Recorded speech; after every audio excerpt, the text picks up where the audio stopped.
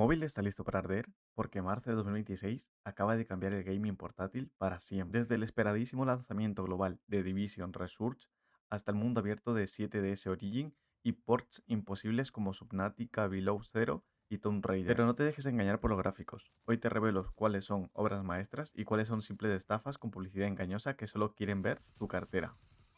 Prepara el almacenamiento. Estos son los 12 juegos de marzo que tienes que conocer. Vamos a empezar con los pesos pesados. Y el primero va a ser The Division Resurge, lanzado el 31 de marzo de 2026. El juego en sí es un portento técnico. La recreación de Nueva York no tiene nada que envidiar a las consolas de la generación pasada. El sistema de cobertura es fluido y el modo de zona oscura móvil ha logrado replicar esa tensión de no te fíes ni de tu sombra, que hizo famoso al original. Lo malo que podemos decir también es que Ubisoft se ha pasado un poco con la monetización. Hay quejas masivas sobre el inventory space limitado que casi te obliga a pagar para que no estar borrando ítems cada 10 minutos. Me ha pasado muchas veces. Además, calienta el móvil tanto que algunos usuarios dicen que no pueden jugar más de 30 minutos seguidos sin que el rendimiento caiga en picado. También nos hemos encontrado con problemas de lags en los servidores, tanto en zona oscura como en juego normal. Vamos ahora con el segundo de AAA, que sería 7DS Origin, de Seven Deadly Sins. La libertad de movimiento es total. Puedes volar por el mapa y se siente como un juego de mundo abierto premium. El combate es mucho más dinámico que el anterior, Grand Cross, permitiendo combos combinados entre personajes, que son un espectáculo visual. Por mi parte, el modo historia se llevaría una buena puntuación, porque a mí me ha llegado incluso a enganchar y querer. Lo que han criticado mucha gente es el endgame. ¿Qué haces cuando terminas la historia? Que se deja como un vacío. La comunidad dice que después de la maravilla inicial, el juego se convierte en un simulador de microtransacciones. Además, el sistema de esquiva, dodge, tiene lag o ghost impulse, lo que hace que te peguen aunque hayas pulsado el botón a tiempo. Lo siguiente que vamos a hablar es de Subnautica Below Zero Mobile Port. Y es que Playdogus ha hecho magia. Han logrado meter todo el mapa sin pantallas de carga adicionales, la iluminación bajo el agua es preciosa y el sonido ambiente con auriculares es una experiencia de terror y asombro único en móviles. Como críticas negativas han dicho que el frame rate es inestable. En zonas con mucha vegetación marina, como los bosques de algas, los FPS caen de 60 a 20 de golpe. Además, gestionar el inventario con dedos grandes es una pesadilla. Los iconos son diminutos y no se pueden rescalar mucho. El siguiente que vamos a hablar es Tomb Raider Remastered, de la versión 1 a la 3. Es una oda a la nostalgia. Han incluido la opción de jugar con los controles modernos, tipo Uncharted, o los clásicos de tanque. No tiene publicidad ni requiere conexión a internet, algo que se agradece muchísimo en 2026. El precio, para muchos, puede ser un poco excesivo, pero cabe recordar que son 3 sagas las que os han incluido. Dicen que hay muchos bugs de colisión en los niveles del segundo juego, que hacen que Lara se quede enganchada en las paredes. Además, la cámara a veces se vuelve loca en espacios cerrados, un problema que arrastra desde 1996 y que el remaster no ha terminado de pulir para pantallas táctiles. El siguiente que vamos a hablar es de Paranoise. Su estilo visual de cómic cinematográfico es refrescante, la narrativa es oscura, adulta y muy diferente a los gachas coloridos habituales. La banda sonora de Naoki Sato es sencillamente de nivel de película de Hollywood, como todas las traducciones, porque no solo lo vas a poder jugar en un solo idioma, sino que vas a tener varios idiomas y muchas voces dobladas. La empresa Zigzag Game usa anuncios que muestran un juego de terror en 3D, tipo Silent Hill, pero el juego real es un RPG de combate por turnos. Esto ha enfurecido a miles de jugadores que se sienten estafados a la hora de descargarlo.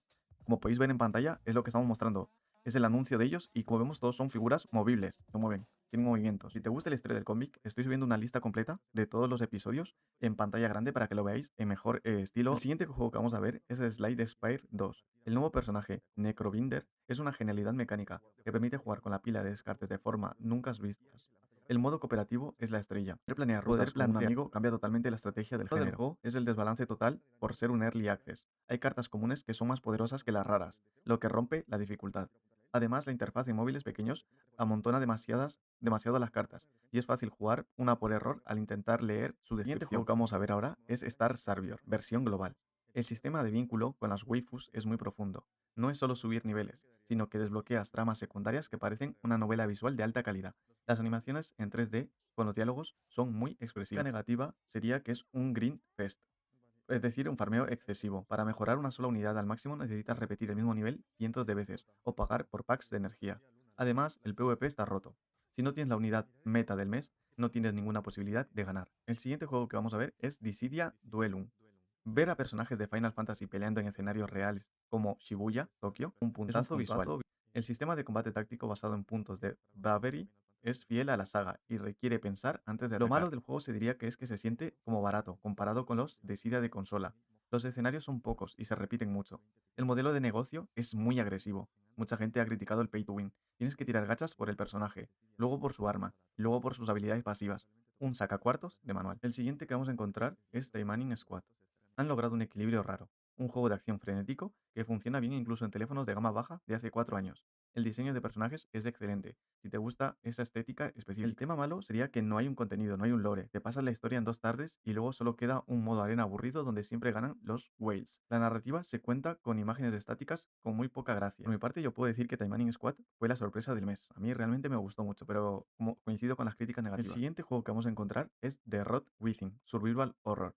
El concepto del brain fog, una niebla que revela la verdadera naturaleza de la gente, es aterrador. Logra una atmósfera de desconfianza constantes con los NPCs, que es brillante. No hay indicadores en pantalla, lo que aumenta aún más la inmersión. Y el sonido, ya digo, de lo que 10. se han quejado mucho es que la dificultad es injusta. Hay secciones de sigilo donde el enemigo te ve a través de las paredes por errores del código. Además, si mueres, los tiempos de carga en Android son bastante largos, lo que corta mucho el ritmo de la experiencia. El siguiente es Hidden Hills. Gráficamente es una delicia. Utiliza una estética neo-retro o HD 2D que mezcla sprites pixelados con escenarios en 3D. Esto no es solo por estética. El juego usa esa profundidad 3D para que la elevación del terreno influya en tus ataques tácticos. La parte mala es que el progreso está bloqueado por muros de pago de oro. Llega un punto en que tienes los materiales para subir de nivel, pero el juego te pide cantidades absurdas de monedas del juego que solo consigues muy lentamente o pagando gemas. La traducción al español parece hecha con Google Translate de 2010. Y por último, tenemos a Dungeon Cross Relic Hunter. L- eh, eh, lo bueno del juego es que es honesto. Es un clon del Diablo con estética retro que no intenta engañarte con sistemas complejos. Entras, matas, recoge botín y sales. Ideal para partidas de 5 minutos. La parte mala es que se siente muy solitario. No hay gremios, no hay chat global útil y el multijugador es casi inexistente. Además, los anuncios son muy intrusivos cada vez que terminas una mazmorra, a menos que pagues la versión premium. Esto es que marzo ha sido uno de los mejores meses, como viene siendo este 2026, en tema de juegos nuevos. Yo si tengo que hacer el top 3 personal, basado en mis críticas, sería el que mejores gráficos tiene actualmente, The Division Resurge. El que mejor experiencia pura puedes para tener es el 7DS Origin de Seven Deadly Sins. Y la sorpresa sería Star Servior. Sería la sorpresa con las descargas que ha tenido el juego. Es la gran sorpresa de este mes. Y la verdad es que es un buen juego.